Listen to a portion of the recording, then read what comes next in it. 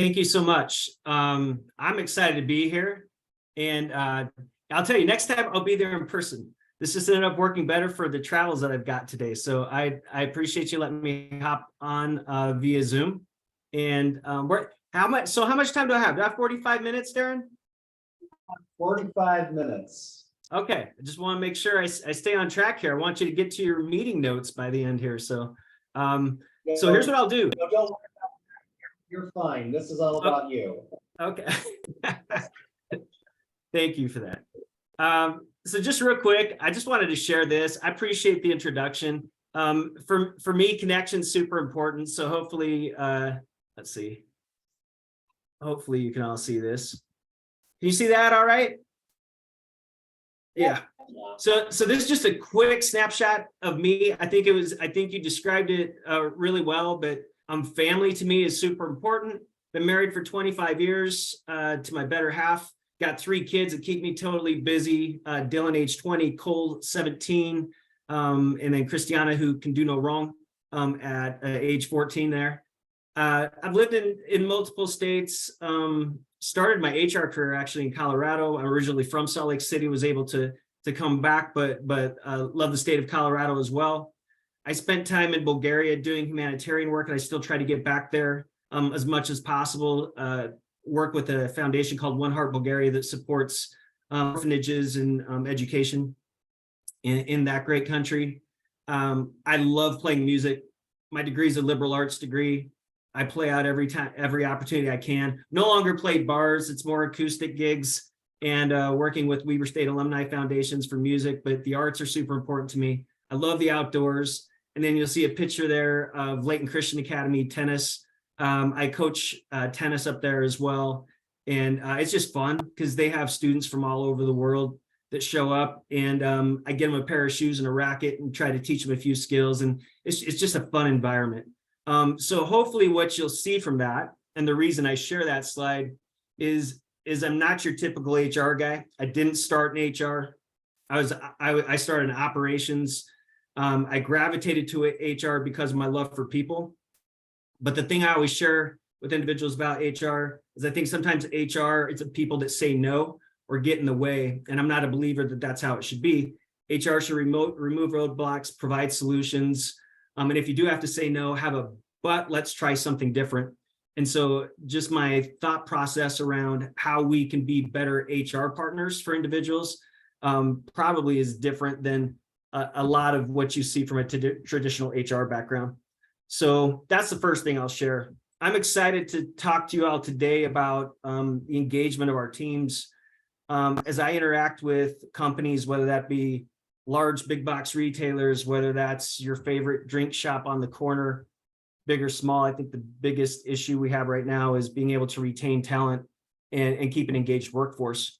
And so as we talk through things today, I will share some slides, but I'm going to pause those slides, and I would really like to get into some discussion because I want to learn from you and then also provide advice or insights around what I've seen from other companies as well to this audience. So I'm going to go ahead and share my screen and go through a few slides, but then I'll pause that and I'm going to open it up and we can have some discussion around a number of things. So let me cue this up real fast.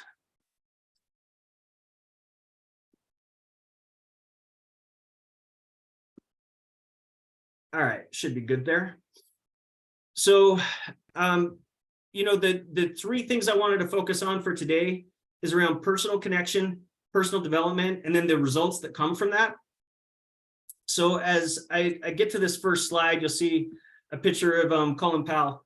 And it was a number of years ago, I was able to attend a conference. It's probably been like, almost 15 years now ago, I was able to attend a conference.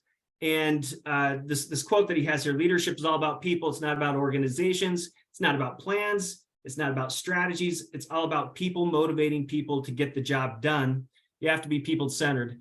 And I walked away from the comments that he shared that day being very impressed with the focus that he had on people.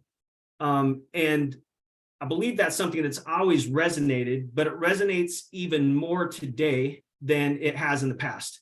And so I just think it's important to ground ourselves that regardless of the industry that you're in, if you have leaders that are not focused on people being the core of what we're trying to accomplish, it's going to be very difficult to maintain and retain an engaged team.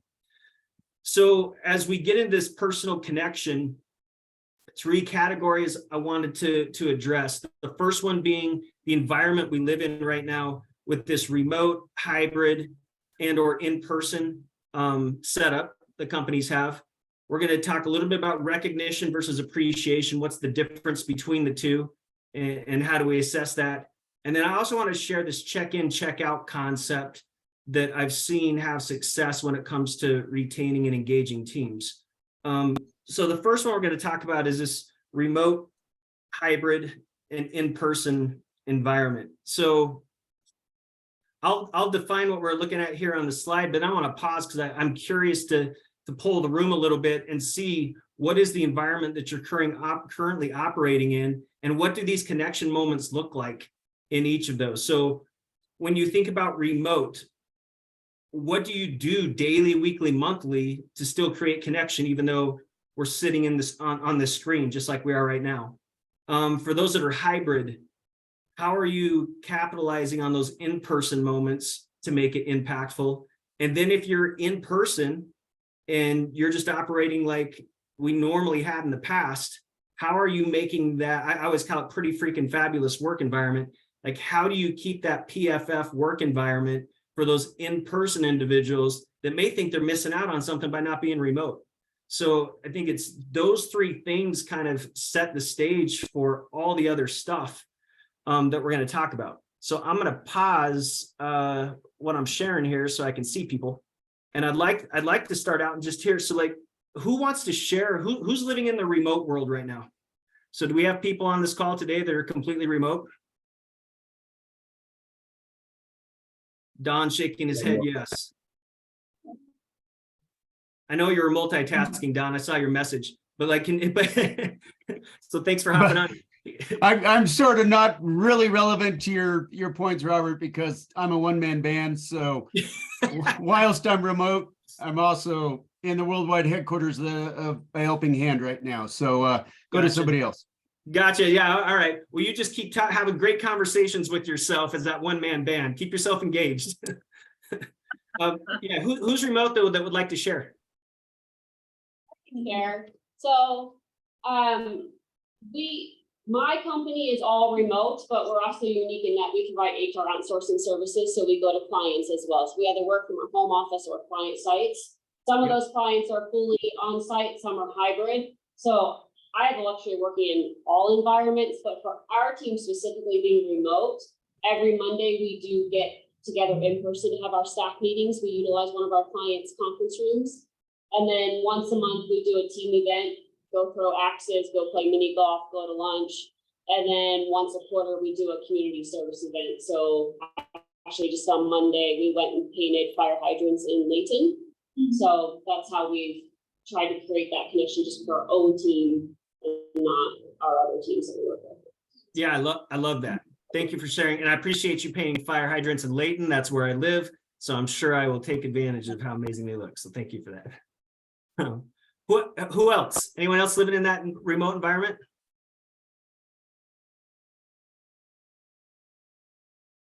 Okay, how about hybrid life? Who's currently mixing it up? Where you're in the office a couple days a week. Go ahead, Heidi. Hi, Hey. I work for Wasatch Peaks Credit Union. We're in Weber County, and on my own team, my whole team is hybrid. So one day a week, we're all together in the office. And I just started this year holding, and this is just so basic, so it probably is not helpful to anybody, but just a virtual meeting every morning, basically our huddle every Monday morning. On Tuesdays when everybody's in, I just make it a point to go down and just chat with my team in person and see how they're doing. And it's more of a personal chat. It's not, we on Monday with our team chat, we talk about what our week is going to look like and, how we can help each other and stuff. So just making those connections and, lunch every month, things like that. So I appreciate you sharing. And there is I don't think there is such thing as something too simple. It's these simple things that are making the big difference for our teams right now. we think it's silly, like, oh, we're going to do a lunch, we're going to check in person. However, I can tell you based off of the amount of exit surveys I see from individuals as I'm assessing business, like the exit surveys would tell you it's the little stuff that are missing in a lot of those environments where people are leaving. How about in person? Anyone 100% still in person, living their best life? Yeah. Who wants to share there?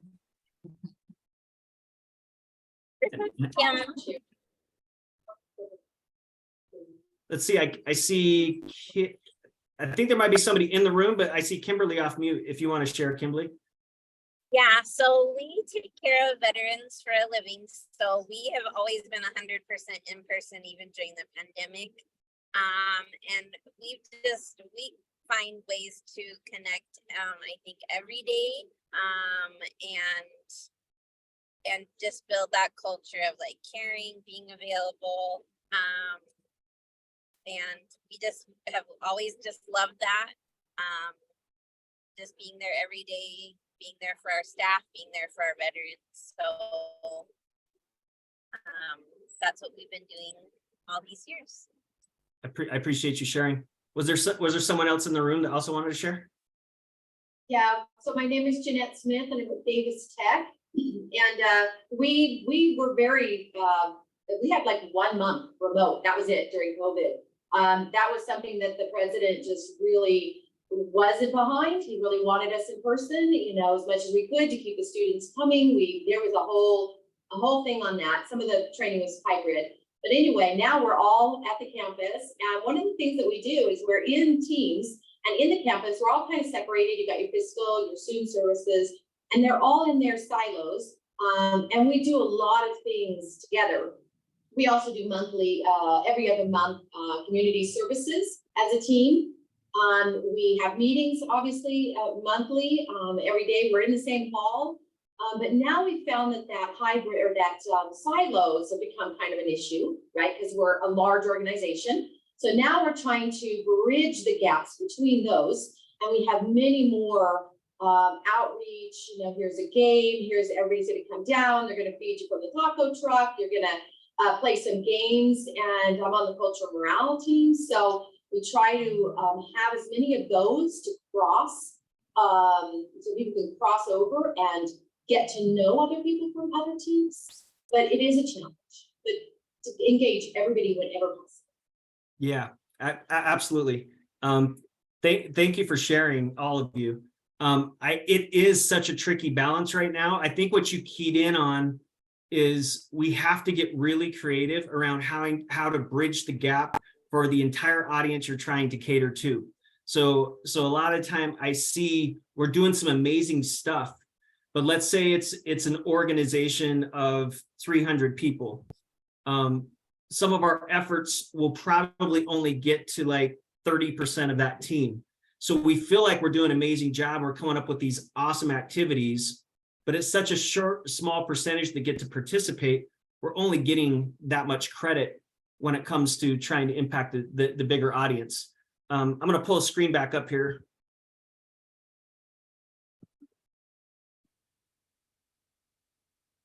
RV? Yeah, please. Just a thought. We've seen an incredible surge in the chamber over the last 6 months to a year. People participating in the events. Chambers part of that. But You're breaking up. Whoever's talking, you're breaking up a little bit. Sorry, I'm only catching bits and pieces.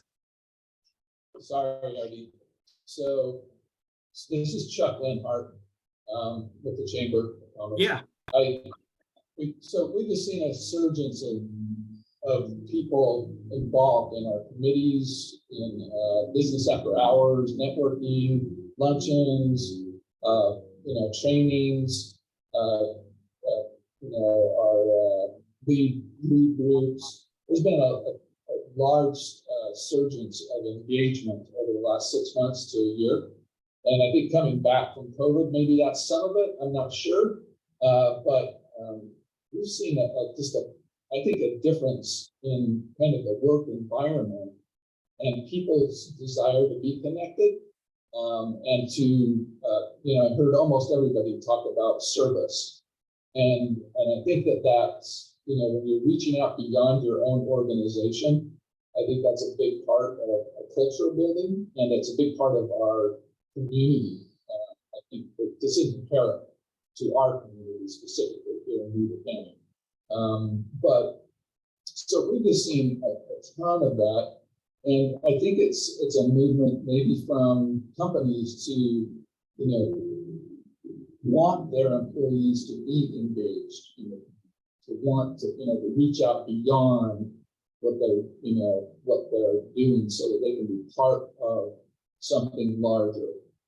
So that's just an observation. I don't know if you've seen that in other communities or things that you're working at, but it's definitely happening. Yeah, I definitely have, and I love it. First of all, second, I think there's some reasons why. I do think the COVID transition back to some type of what new normalcy looks like has encouraged people to try to start interacting again. I think the other thing is we've become better in tune with the younger generation and population of individuals moving into the workforce that need that.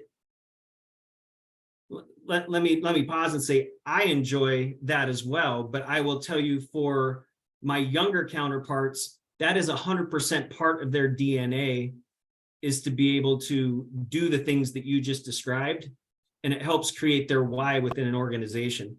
And so I do think companies have gotten better at understanding the importance of that, which is some of the coolest stuff I think we get to do within an organization. So I'm glad you highlighted that, because yes, I see that as being a trend, and I think there's multiple reasons it's happening, but all circles back to the engaged workforce, which I think you're spot on with. So yeah, thanks for bringing that up. And the cool part is, whether you're remote, hybrid, or in person, those are type of things that you can do that bring everybody together. And so the biggest point or takeaway I kind of want to have off of this slide is there's not a perfect recipe for accomplishing what you want to do in each of these environments. It's going to take an individualized approach.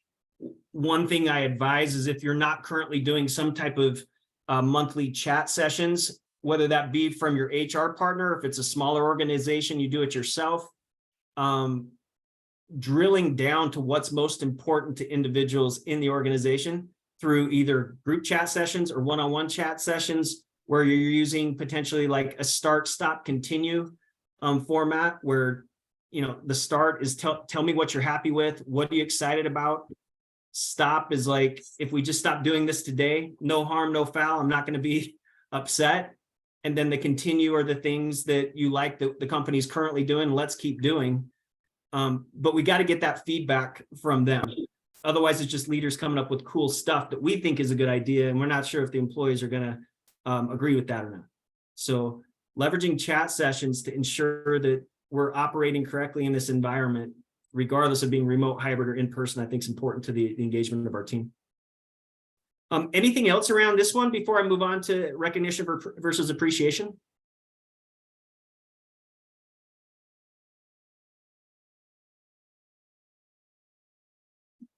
So this one, as I'm talking to a lot of conversation, I don't know any company that doesn't have some type of recognition initiative.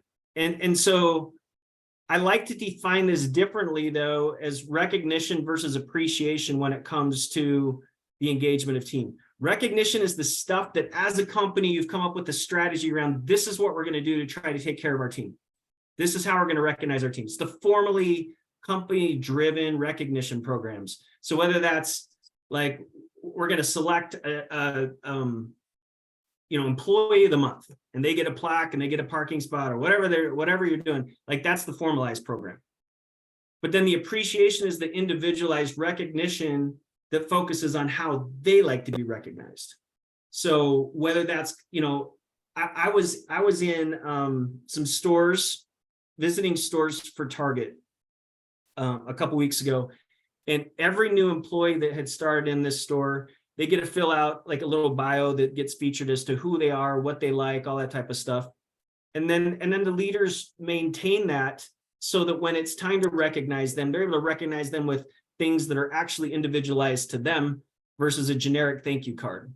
And just those little pieces of personal connection make a difference versus the generalized. And so I just think it's a combination. If you got to have both, if you only have one or the other, you're probably not going to be successful, but have a company strategy around recognition. And then for your own team, there should be this individualized approach to recognition that I like to define as appreciation, because it's just more individualized. So I think that's the next component when it comes to trying to focus on this current work environment. And then I'm going to share this, and then we can pause and talk about recognition programs a little bit. And then the third one here is around this check-in, check-out concept that I've seen work in a lot of different companies. Now you got to tweak it based off of your organization. And, you know, if you have somebody supervising 100 people, obviously this isn't going to work. You got to figure out how to drill this down to where it hits a bigger audience. But the general context around this is that a lot of individuals show up to work and they really don't have much interaction with their boss. And for some people, that's a win. I get that. They're like, yeah, I don't talk to my boss. It's a good day. But I think it was Heidi that shared, you know, just these little connection points matter to the team. So when you think about a check-in, it can be simply checking in to say, hi, how's it going? How was your day yesterday? What'd you do this weekend? Like whatever that looks like. Very natural, very organic, doesn't have to be business related, but you're checking in and then you're letting them tell you what their plans are for the day. Like, it's not you having to be directive, it's you learning from them what their plans are for the day. Hopefully you're able to agree with that, say, sounds awesome. I'll check in with you a little bit later, but if you need anything, you know where to find me. Just something that simple knows that lets that individual know that you're there for them as a leader. And then throughout the day, if you don't have any other interactions, the last interaction of the day should be them checking out with you, being able to just share what they did, how the day went. And then that's your opportunity to provide recognition, feedback, plan for the future day, whatever it might be. But that's two different points of check-ins that I think for a lot of individuals, they'll go for weeks without talking to a supervisor potentially, and they're talking to each other, but that there's just no connection with their leader. And so what happens is the only time a leader talks to them is typically when something goes wrong. And so by increasing the amount of touch points that we can have with our employees, it's just been proven that the engagement and connection with their boss goes up. So I'm going to pause now once again, and we can chat a little bit about both recognition, and then if you have anything around that check-in, check-out process that currently works for you. So anyone want to share some cool stuff you're doing with recognition, appreciation, or how you're maintaining this, you know, check-in, check-out relationship with employees to drive engagement? I'll open up all the above. So this is Darren. I have a couple of thoughts here. So it's really important with remote work to have that check-in, check-out. How do you do that with how do you do check-in, check-out without coming across as a micromanager? Because it can also be, you know, gosh, I just want to do my job and I feel like this is heavy. Yeah. So how do you, what are some recommendations or suggestions in having those conversations? Yeah, it's a great question. I'm a big fan of being overly transparent around why we do things. And so if you can explain to somebody that, hey, this check-in, check-out process is not because I want to micromanage you, because believe me, I hate being micromanaged as well. I just want to have better connection with you as a person. So understand that when we have this check-in in the morning, it's not because I'm going to go over everything you did wrong yesterday. That is not the purpose of this conversation. And when we check out at night, it's not going to be just to give you a list of stuff to do tomorrow. I think if you're clear around your expectations and around the intent on something, it actually goes pretty well. It's when we just try to do things without explanation or without the whys, then people interpret what that means. And now it's like, hey, have you noticed my boss micromanage me every morning and night now? like we're trying to take a really cool program and they're going like, this sucks. And so trying to clarify that, you know, through strategy, I think works, but you have to say it. I'll just share something real fast and then I'll open it up. Years ago, I was working for a company and they rolled out this coaching method. It was coaching versus managing. And the whole vision around coaching is asking a series of questions to help the individual come up with their own solutions. Well, my leader at the time was definitely a boss that managed. Like it was a lot of telling, not a whole lot of asking. And so my boss went to this training, learned about coaching. Our next status, all of a sudden I'm getting like, 22 questions in a row. And at some point I'm like, hey, am I failing? Am I going to lose my job? Like what's going on? Because the environment wasn't right. And they hadn't shared that, hey, I'm going to try this new thing. It's this coaching philosophy you have. So I'm going to ask you a series of questions. It's not because I don't believe you can't do the job, but like I'm trying to exercise a new set of skills from a leadership standpoint. If he would have explained that, the conversation would have been great. All I knew is I was getting peppered with questions. So I just always use it as an example as to how important the why is if we're going to try any of this stuff and do new things. So I think that answered the question, Darren. You did, thank you. What else is out there? Any cool stuff that you guys would love to share just around what you're doing with recognition or appreciation? Yeah, go ahead. We do something similar to Target with when a new employee comes on board, we have them fill out, here's a few of my favorite things, how I like to receive recognition. And so it's nice. We actually post it onto our intranet for all employees to see that. So if somebody goes above and beyond, or I know they're having a tough time, I'm like, oh, Susan likes red vines and Diet Coke. And I can, do a personalized note with that. And so it does give that personal touch. And with our check-ins, something that we've done with our branch employees, so a lot of those are tellers, it's probably their new job, their very first job, they're young, is we've given them a sheet of things to fill out that they want to discuss with their manager so they understand it's their meeting, they're not going to get grilled with questions.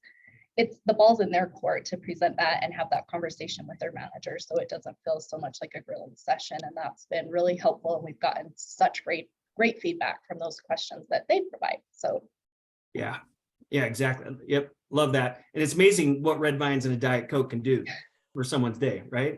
Amen. Especially if that's their jam, for sure. Yeah. Anyone else willing to share?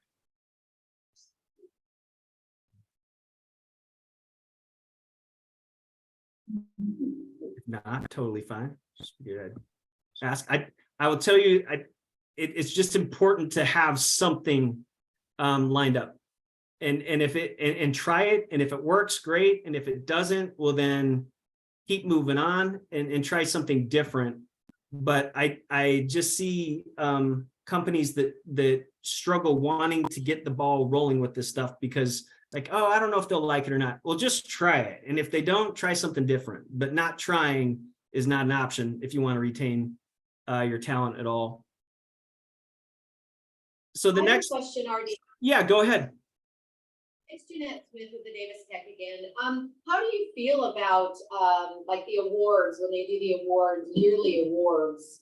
How do you feel those go? I've got mixed reviews on those. I think it can be an and, or it can be an and, it shouldn't be an or. And what I mean by that is like, if you're going to do awards, okay, that's fine. But I see places that will use those awards as some of their only forms of recognition. And that is not going to be successful. So if you want to have, and I use like these, the quarterly award winners that you'll see, and there'll be plaques on the wall or somebody got, that's cool. So you recognized one person out of an organization. So nice job recognizing one.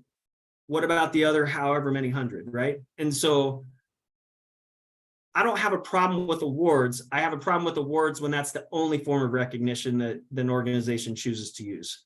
So I think there's a place for them, but not it can't be the only form. Thank you. Do you know actually what I'm going to say this, and I hope nobody's in the business of the the plaques that have like, and if you are, I'm sorry. but like, you know, the plaques, and then you have a name for every time, every month or whatever, and all of a sudden you've got this whole plaque for the year. There's been research done, there's been like chat sessions done with teams around like, what's the effectiveness of that? And sometimes it backfires on you because you have this plaque with all these individuals. Well, what happens if half of them are no longer with the organization? Or this person got fired like a few weeks ago. That sucks. They're on this plaque. Like it can work against you a little bit as well. And so that's why I say I'm back to this individualized thing. So if you're going to do an award, awesome, give them an award. I don't think it needs to be one that needs to be on a wall that we keep for 20 years on a wall somewhere in the building. I don't know if that's effective. So yeah, I'm glad you brought it up, because that used to be, I mean, rewind 15 years ago, I think every company probably had what I just described on the wall, and it had been there for a long time. And we said, yeah, we're doing good. We're recognizing our team. It doesn't really count for most of our team. So RJ, one thing that we've done with the state, with my Department of Workforce Services, and I instituted this when I was working in Salt Lake, is we did, I'm not going to come on the spot awards, but we looked at peer-to-peer recognitions. And I think that those were more meaningful. And we didn't do them all, we do them all the time, but people get busy, but we take a couple times a year, like Customer Service Week, where it's in October, where we allow staff to recognize good service that's being delivered by their peers, and then also Public Service Week as well, which is in May. But when I have a coworker say, Darren, you really handled that situation well, and they tell me, they name it, like something that's happened that week or maybe the week before, it's a lot more impactful to my behavior, my performance, than, hey, last year you did this great thing, and I'm like, oh, that's really cool, but I can barely remember. So we did notice some improvement in morale with people, our staff. Another thing that we've done and that we're really good at is monthly parties. And I thought I don't really participate in those. I really don't like them, but I've learned that they have that social element. Because I do I'm social, so I get out a lot. So when I'm there in the office, I just want to do other things. But yeah, so I think that those have been really beneficial. Not so much recognizing, but just having those gatherings where people come together. That's why I think it's important to do the individualized and do, right, because you can't please everybody, so everyone's looking at different things. One thing we did with our team is, if you guys have heard the 5 love languages, there's the 5 love languages in the workspace. It's for appreciation, and you can figure out how your employees want to be appreciated. That was a little eye-opening for me, because I had an employee on my team who, he's a gifts person. I would have never, yes, that gifts it, but he wants that physical, he wants to be able to touch whatever that is, so. Yeah, I'm not a big party person, but people love it, so. I'm learning to like it. We tolerate. Yeah. I think it is so key that you figure out though what each individual wants. Like for the longest time, like I used to recognize one of my direct reports, and I would do it on a call like this in front of everybody, and it embarrassed him to the point where he finally just said, "Hey, I really appreciate that you think I'm doing a great job. Can you not recognize me on those calls? It just embarrasses me." I was like, "Oh man, I'm so sorry." And so like handwritten notes or an email, like just figuring out how they prefer to be recognized is so important. The other thing I'll just share real quick on that as well, because you brought it up, Darren, around like specific recognition in the moment, not waiting forever to provide that. I was at a company helping out a month ago, and I asked what their biggest focus is as a company, and they said safety. And I was like, awesome. How do you recognize for safety? And they're like, well, what do you mean?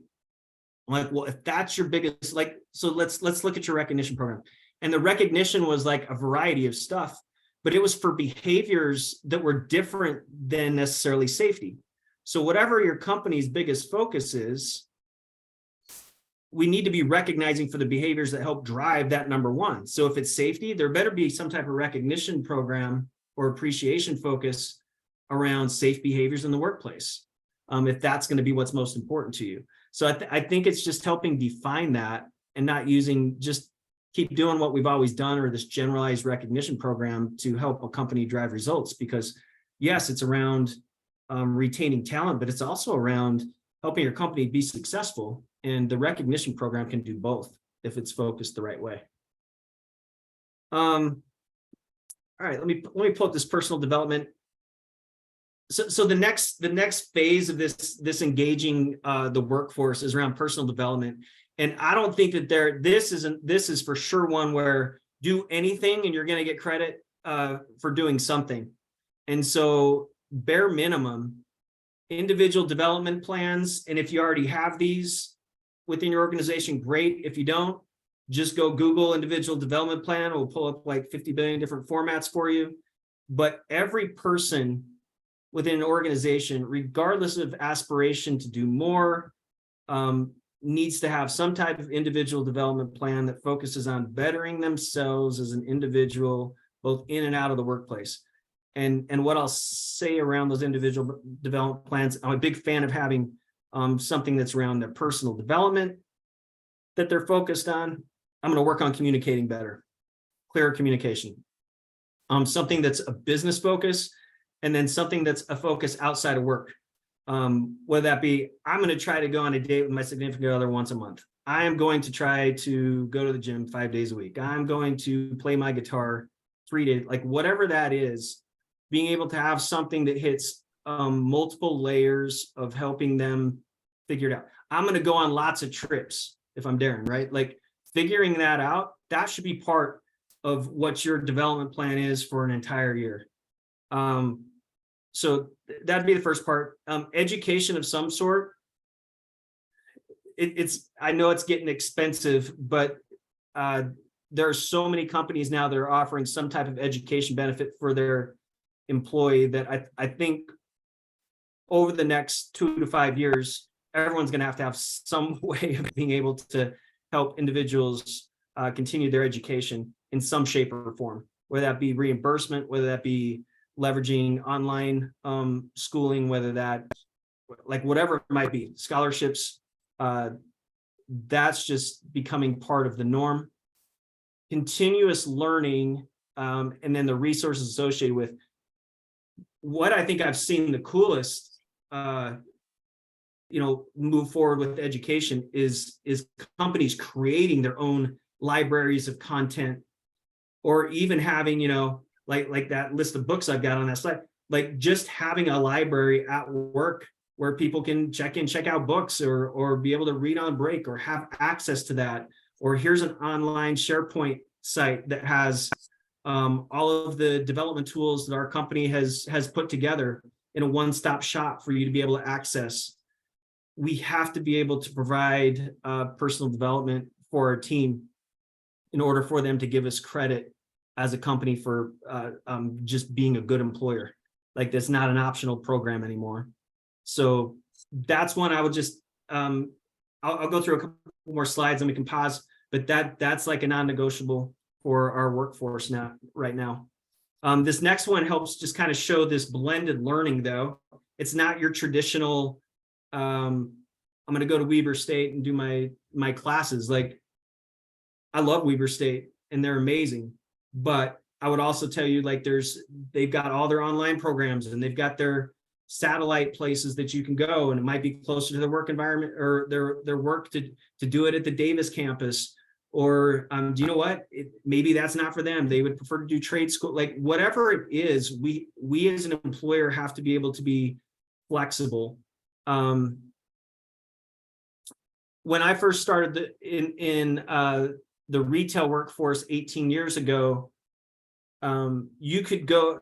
The employer I was with at the time, you could go to school, but you could only go to school for certain degrees that benefited the employer. And what they quickly found is like that just wasn't attractive. And so as we've now fast forward to the employer I'm at today, when I'm not doing my own stuff, we don't care what degree you're getting. Any education moving you in the right direction is good with us. And so I just think that flexibility is key, and being able to provide that learning environment is so important. All right, so I'll pause right there. before we finish up here with results. I know I'm running a little short on time. And any other thoughts around how we can better educate and train our team in the workforce with the resources that you have, that your companies are offering? I think this one's tough because it's expensive. It is. You said something that kind of caught my attention, and that is companies looking to train their workforce and in terms of engaging in online learning, tuition reimbursement. You preface it by saying in the next several years, companies will have to develop their own workforce. So I see that, but could you elaborate on that? Because we do have schools of, we have institutions here to help train that. We get involved with that, and I see a greater trend now than ever before because of the exodus of the workforce, people wanting to do different things, wanting to stay at home, try, do their own business. So if you could just talk a little bit about that, that'd be awesome. Yeah, I mean, the philosophy I've seen around the change of this is like there used to be a very traditional concept. Now I get it. If you're in certain fields, you need to have a degree that supports those specific aspects of the business. I think an educated workforce looks very different in today's environment. And so it's probably a little controversial, but like, I don't know that degreed individuals equaling your best employees are going to continue to be that thing unless you're in a field that requires it. And what I mean by that is like, I think it's awesome because it shows the ability to stick to something, to be able to achieve a goal. There's so many benefits to education. I encourage everyone to do it.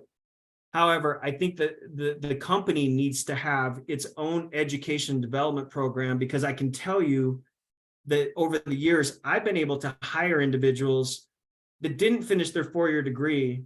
And they're some of the best leaders I have right now within the organization because of the training and development programs that were offered within the company. A lot of them go back and get their degree later, but I'm just saying one doesn't equal the other. And so for the company itself, I think it's important for every company to have a program where, regardless of aspirations, you got to be able to develop that team that's in your building to be the best employee they can, regardless of all the other outside sources, and whether that's a 4-year degree, whether that's a master's degree. I hope everybody goes and gets that. I think it's great, but I can't wait for them to do that. And I think a lot of people don't have the financial capabilities of doing that.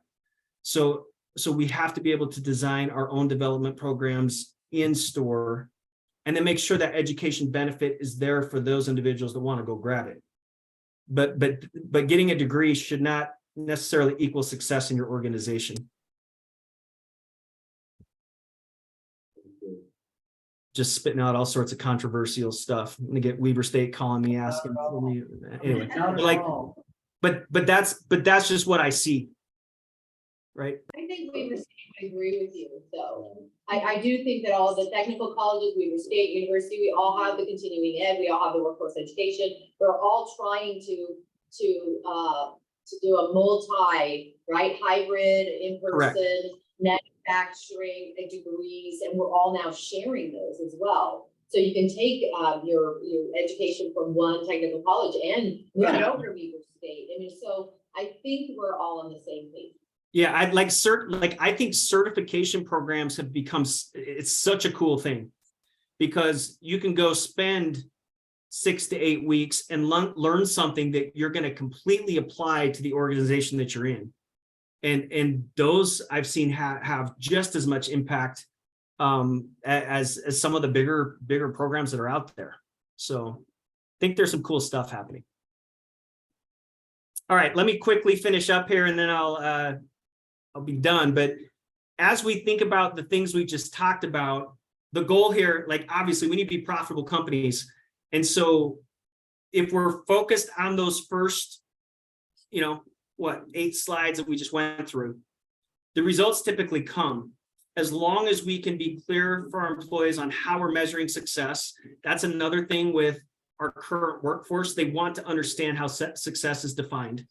And so whether that be key performance indexes, whether that be a certain benchmark that they need to hit, it's got to be there. And for us as leaders of these organizations, how do we measure that? With either engagement surveys, through those chat sessions I was talking about, just being able to see the results on paper, like all those things matter. You'll see this part here, personal connection plus personal development equals what?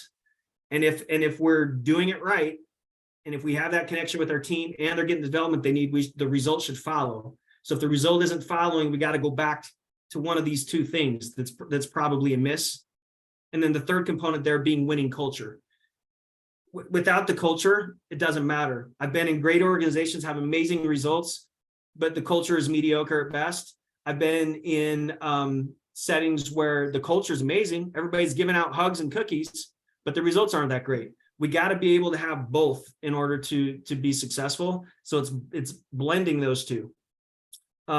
This last slide just is a couple different quotes that I really think apply to everything that we're doing right now in this workforce. But focus attention and energy on making a difference in the lives of others, and success might follow as a byproduct, from Adam Grant.